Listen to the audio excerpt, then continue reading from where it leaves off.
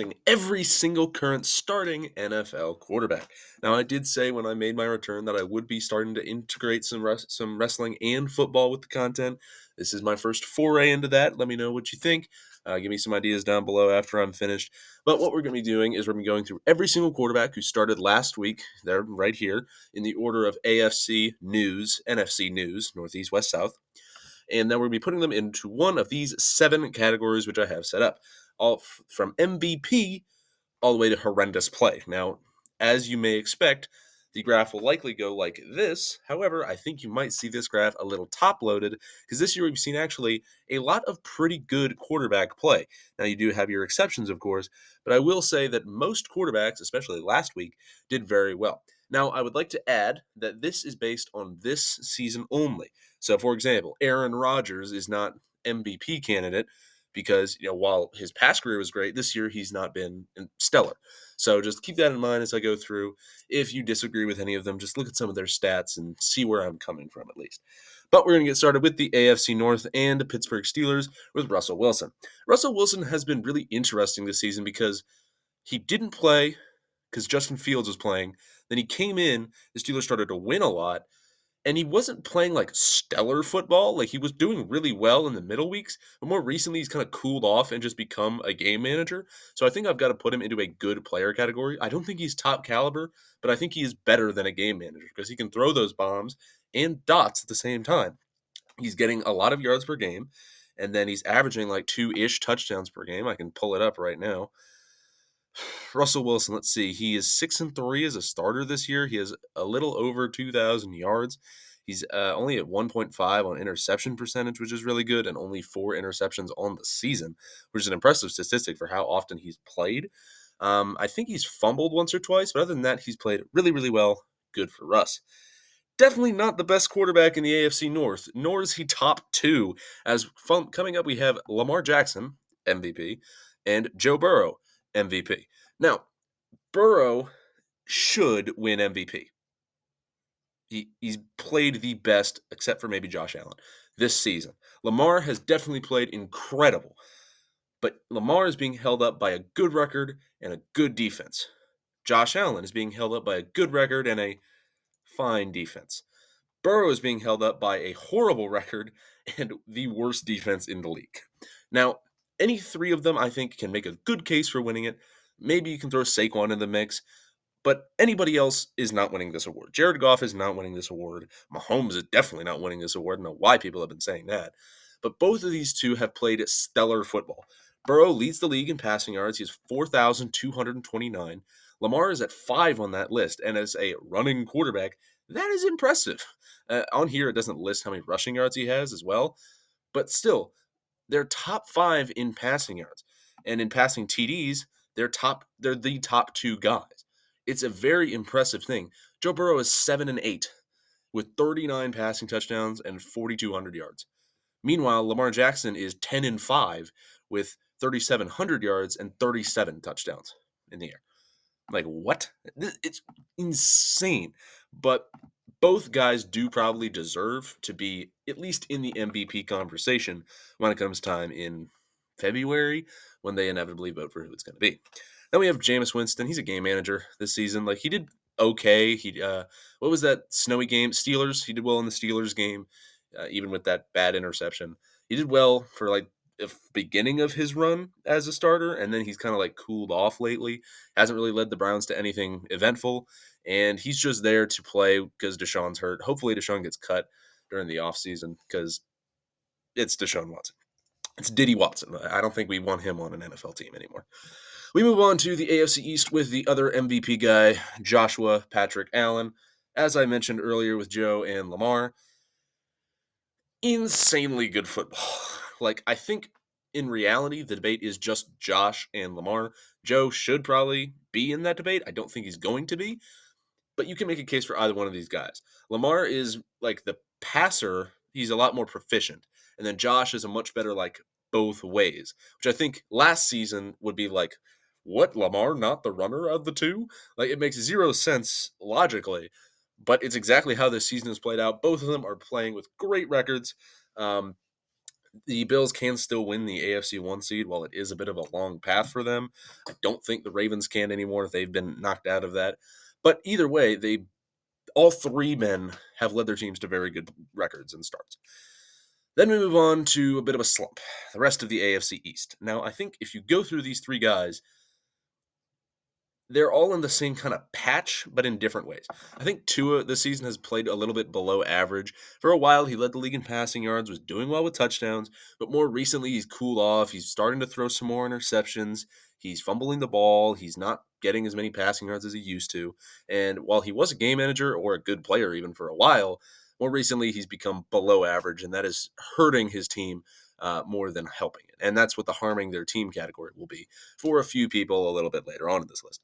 Aaron Rodgers, I think, is also being a little bit below average. He had a couple of good games recently. Like, he started to play a lot better now that the Jets have been knocked out, which is such a Jets thing to do. However, I do think he is still playing a little bit below average. If he has another good game this week, I think moving him up to game manager or good player is reasonable. But so far this season, great start, cool off, came back, and now he's in his cooled off phase. We'll see how he ends up finishing the season and whether or not he will go up or down on this list. Then we have Drake May. With the rookies, I haven't really thought about how I wanted to do it. I think most of them will be going in this middle category, but not as game managers. I'm putting them in here because they're rookies. They're doing good for a rookie, or they're doing like fine for a normal player. They kind of fit somewhere in the middle. Drake May, I think, is actually a good player, though. I will bump him up one slot. Much more recently, I would say. In the beginning of the season, he was getting into it, not super accustomed to the NFL yet. But recently, he's slinging it. He had that really cool touchdown, I think, against Buffalo. And that was awesome. He had a bomb to somebody, I think, last week or the week before. He's been playing much better recently, and I do think he can bump to that good player status. Then move on to the AFC West and Mahomes. I don't know what to do with Mahomes. Like, he's playing well. He's not playing Mahomes level, but he's playing well. So I'm going to put him in top caliber. Now, I don't think he should be here because of some of the things that have not been called or acknowledged for Mahomes, like some of the stuff where he's running on the outside and then tries to make people tackle him so you can get extra yards. I do think that does kind of push him up there, unfortunately. I do think he belongs a tier lower, but I'm going to put him in top caliber because you can't deny 15-1, even with all the shenanigans. They were a toe away, they were a blocked field goal away. I don't like the Chiefs, but I can't deny that they're playing incredibly good football. Then we move on to the rest of the AFC West. The Chargers and Broncos quarterbacks both will make their way up very high on this list. Justin Herbert has played a very good season of football. Up until last week, he'd only thrown one interception all year, which was a very impressive statistic. Not like he was slinging the ball all too much. They have a really good running game in LA. But I do think that he was doing very well up until recently. He threw a couple. But other than that, he's been playing great. And Bo Nix has shined. He has been incredibly good over the course of this season. I think he's above Drake. And I don't know if that's because of Sean Payton. I don't know if that's because of the weapons he has. But no matter what, he's been playing some pretty good friggin' football, especially as a rookie. So I got to give props to him, put him in that good player status. Then we move on to Aiden O'Connell. He's a game manager, probably a little bit below average, if I'm being honest. The Raiders just aren't a good football team. I don't know what to say. Some of it doesn't fall on him, especially that loss to the Chiefs. That wasn't his fault. There was a lot of things about the Raiders that are not his fault, like all the injuries that they've dealt with Max Crosby being out for the season. They can't stop much on defense anymore, and the Raiders as a whole they're just not a good football team competing for that high draft slot. Who they'll get, I don't know. Shador probably put Aiden back in a bench role, but he's done okay as their starter. I don't think he's been incredible. I don't think he's been horrible. He's just a little bit below average for me. And then lastly, in the AFC, we have the South. We have C.J. Stroud. C.J. Stroud's interesting because I think going into the season, a lot of people were saying, this is the Texans' year. They're making the AFC title game. And they've been good. Like, they've won the South. They're, I think, 10-5. They're just fine. They're a 10-5 team that is okay. They are just mid. Like, we were going into this like, okay, let's go. This is going to be a great year for them. They're going to like lose 2 games tops, and they've lost 5, and they haven't really blown out opponents or shined on offense. And there are a few things contributing to that. A couple of injuries here and there, especially with Tank Dell. Prayers up to him. That was a gruesome one the other night. But at the same time, I do think that CJ himself has been playing maybe at game manager level. I'm going to put him at good for now. But if he has another bad game, he can be bumped down to that game manager slot. Then we have Anthony Richardson. Anthony Richardson is like the most perplexing quarterback I think I've ever seen, because when he plays well, he is like one of the best quarterbacks you've ever seen. And then when he plays bad, he is the worst quarterback you've ever seen. And I think he's like the definition of a game manager, because a game manager, especially Jameis here, I think you can compare them very similarly in this fashion. They run the offense how it needs to be run throughout the game, and when they need to, will either they have a 50-50 chance of completely blowing the game or winning the game in the most spectacular way you've ever seen. And that is just what these two guys do. That's why they're both here in this middle category. Now you can say the same about people like Tua and Aiden, but they're just a little bit below average to me. I think Anthony fits right well in the middle of this slot. Will Levis. Will Levis didn't actually start last week. This list was not made by me. I just found it on Tier Maker. I am going to use him, though. I really like Will Levis. Like, he seems like a cool guy, and he seems fun. He likes mayonnaise in his coffee, which is a bit weird, but he is not a good quarterback. I was talking to my friend about this, and I talk a lot about Bo Nix, and I have a running joke with him where I say that Bo Nix is incredibly good and everybody else is not. And then whenever Bo Nix has a bad game, he like tells me off about it, like, "Ha, see, Bo Nix sucks." I did the same thing last year with Will Levis, not with him, just like to myself, and I have been proven extremely wrong. Will Levis is horrible. Like, if he got a good system and maybe a better head coach, maybe a few things here and there, like weapons-wise, I think he can lock in. We've seen good things out of him. His connection with Nick Westbrook-Ikine is really good. Everything else, though, is not. And there's a weekly Will Levis silly moment, and it's just absolute nonsense. He got benched for Mason Rudolph. Titans lost, almost made the comeback, still lost. Just all in all, Titans really need something new at quarterback, maybe a weapon at receiver, really anything to get them going. Lastly, in the AFC South, we have Mac Jones. I don't think he's played horrendous. He's not played well, and I think you can put him in either category, but I do think he's just harming the team right now.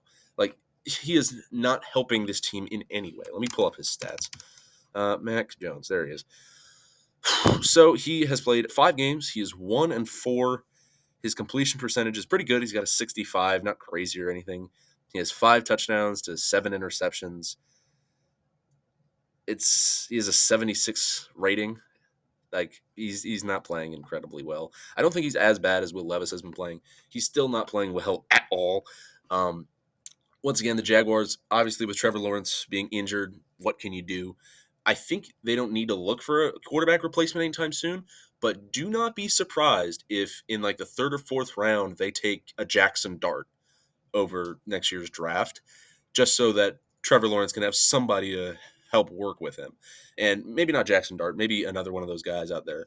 But either way, just someone that you can maybe have just in case Trevor doesn't work out, because it's getting to that point where it might be over for Trevor in Jacksonville. Then we move on to the NFC. We're going to start with the NFC North and the best division in football with the Lions, Vikings, and Packers. All 3 of these guys are top caliber. Every single one of them belongs in this top caliber. I think you can argue Jared Goff to creep into that MVP conversation. I don't know if I'm going to put him there yet. Maybe I will, actually. I'm going to put him up there, not realistically, like he's not winning MVP, but I do think out of the quarterbacks up there, out of these top 8 guys, he is the 4th best out of that group this season so far. The other 2 have definitely played at top caliber levels. Sam Darnold, come out of nowhere. I love him. He is carrying one of my fantasy teams. But I do really love that for Sam. This is not the year of the backup quarterback anymore, but it is a year of some really good quarterback play from guys who we did not expect it from. Sam Darnold really has popped off, and I give a lot of respect to him. He's led the Vikings to only have 2 losses. Jared Goff has done the same for the Lions, and massive props to them for that. That's incredible. And Jordan Love, no I'm not holding him for anything either. Like, the Packers are still really good. Saints playing tonight, though. We're going to beat you guys. This is being recorded before Monday Night Football. Monday Night Football starts in like 10 minutes. It's going to go up after Monday Night Football, so I hope that does not age poorly. Honestly, if we lose, I don't even care because I get a better draft pick. Oh, nevertheless, all three of those guys are balling out. Then we go to the other NFC North quarterback in Caleb Williams. I don't know. Caleb is weird. I don't know. I don't think he belongs as a game manager, but you can also say this category is just like fine because the beginning of the year was really good for him. Then he went into this big lull, and over the past like 4 or 5 games, he started to like get better and better and better. It's not like exponential or anything, but he's starting to like creep up there. He's not amazing, just okay. And I think that's to show why he was the number 1 pick. Because I think at the beginning of the season, people were like, oh, yeah, this is why he was number 1. Wow, he's playing great football. And then the middle of the season, all his doubters were like, oh, see, he's not good. He shouldn't have been number 1. It should have been Bo or it should have been Jaden, blah, blah, blah, blah, blah. And then that led to like him not being in a good place, especially with Matt Eberflus as head coach. What a great thing for a quarterback. But he has proven himself lately to be much more than that. I think you can argue putting him in a good player, but I'm going to be putting him in that game manager fine status for the moment. Then we move on to the NFC East with Jalen Hurts. He got injured last game against the Commanders, in fact. So he has a concussion. I don't know if he's going to play next week. But from what we have seen from him, he has been playing at a top caliber. Jaden Daniels has as well. Both of them have been balling out. Jaden is a rookie. Jalen is like a 5-year pro at this point. Both of them are doing very well for themselves. They're leading both of their teams to potentially win the NFC East, depending on how things play out over the next couple of weeks. That Commanders win last week was very important in that. And if Jalen is out for the next couple of games, it could lead to Jaden and the Commies taking over that NFC East slot. But, of course, we will see. Anyways, so the NFC East is weird because you have these 2 incredible players. Then you have Cooper Rush and Drew Lock. Drew Lock is actively harming his team. I like Drew Lock. He's a fun quarterback. He's just not very good. I'm sorry. He's played really well, really poorly. He doesn't really have that many weapons or an offensive line for that matter, but he's just not playing well. He had a good game on Thanksgiving, but other than that, he just has not performed at all. Then we move on to somebody who is on the other side of the spectrum, Cooper Rush, who has just magically become good for some reason. Like, while he did have a dropped interception that should have been intercepted, he held his own against the Bucs last night. That was a very impressive game by Cooper Rush. That was like that was one of the best football games I've ever watched. And I was thinking to myself after I was watching it, if you show a European or like a European asks you like, hey, why do you like football so much? Show them that game or the highlights from that game because that game was incredible. I am still going to be putting him in game manager because I don't think he's become a good player yet. But if he has another good game next week, I am thinking about putting him up one more tier. Then we have Matt Stafford. This is a fun one because Stafford he's played okay. He hasn't played incredibly well. He hasn't played incredibly poor. I do think he's like a little bit better than like average, so I'm putting him in that good player category. It's also Matthew Stafford. You can't really expect a bad year out of him other than when he was obviously in Detroit. But other than that, it's Matt Stafford. He's pretty good. What do you want me to say? Then we have Geno Smith. Geno's had an interesting year because at the beginning of the year, he was like the passing yards leader, a passing TD leader, and then more recently he's cooled off, started to throw some more interceptions, started to be a little bit sloppier. So while he could have been a good player or top caliber, I think I have to put him in game manager for the moment, but like high-end game manager. So he's like over here. Now, the order of these doesn't particularly matter in my mind, but specifically for that category, Geno belongs right there. Now, if he develops well over the next couple of games and does well, then he can go back up again. But the past couple of games, he started to drop a little bit in my mind. Then for the rest of the NFC West, we have Kyler Murray, who's been playing perfectly game manager, and Brock Purdy, who is, I don't know. Brock Purdy is like such an anomaly at quarterback because he was good, and then he faded away, and then he never really came back. And normally with a quarterback of his caliber, he'll come back eventually, but he never really resurfaced into being good again. Like he'd have one or two games where he'd like, blink, I'm good again, then poof, disappear off the map. But it just never really resurfaced, so I have to put him in game manager as well. Now, if he does well over the last couple of weeks, now that the Niners are eliminated, he will probably go up in good player again. And I'm considering putting him in below average because of how he's played so far this season. Then we have Kirko Chains, also did not start last week, as I said, not my list. But he's been playing below average. And matter of fact, he's been harming the team. He's been playing horrendous. Like at the beginning of the year, they were awesome. He was playing really, really well. And then his past 4 games were like 0 TDs to 8 interceptions. That was a crazy stat line that I saw. And he was actively harming the team. Matter of fact, that's horrendous play on my part. Like if I had a quarterback who was doing that, I would bench them immediately. Then we have Baker Mayfield, who is magically one of the best quarterbacks in the league. Like this, Baker and Sam Darnold are two of my favorite examples of this. These two have just been traded to a different team and are popping off. And I got to give a lot of props to them for that. I mean, that's just having the persistence to keep going through all that. Baker back in 2018, Darnold also back in 2018, and still going up to this point, still leading their teams basically to the playoffs, even though the Bucks are not technically in it yet. It's just been really well done by both guys. That's why they're both in the top caliber here. Then we have Derek Carr, my quarterback. He's been hurt a lot, so I don't know what to say about this. Technically, it was Jake Haener who started last week. He was playing awful. But Derek himself has been playing fine. I'm going to put him in game manager because every now and then he becomes a good player. But generally, he's just there to throw the ball, maybe run it every now and then, and just hand it off to Kamara. So what else do you want me to say here? Lastly, we have Bryce Young. And I think this is the one that I think will cause a lot of turmoil out of you guys. Bryce Young is a good player. Now, at the beginning of the season, I absolutely agree. He was not playing well. He was not good. But more recently, the past like 6 weeks or so, the Panthers just locked in. They're still losing, but they're getting closer and closer and closer to winning these games.